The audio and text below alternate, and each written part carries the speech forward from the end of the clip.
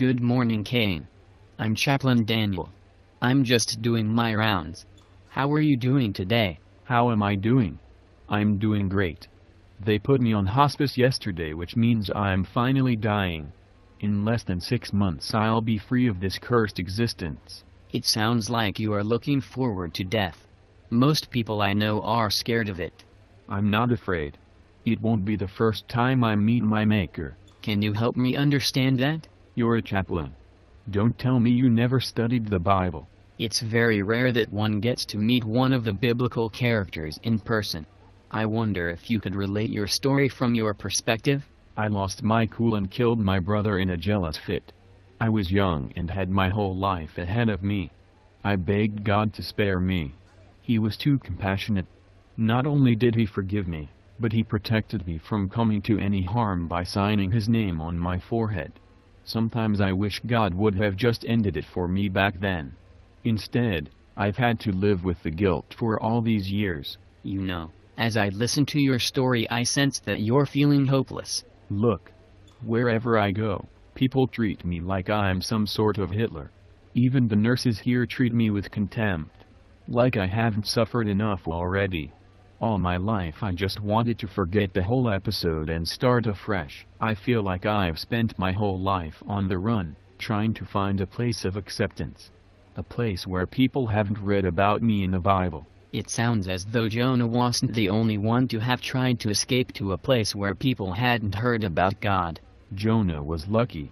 After Nineveh he retired into anonymity and lived happily ever after. No scars.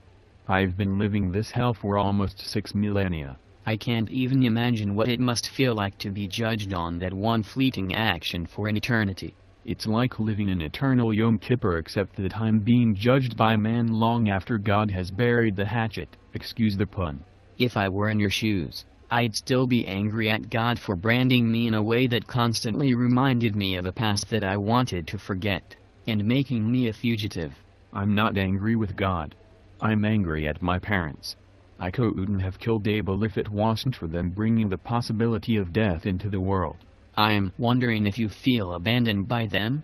I loved them so much. I did everything to win back their favor. Through me they were blessed with more grandchildren than they could ever have imagined. I always kept watch over them and supported them all the way into their old age.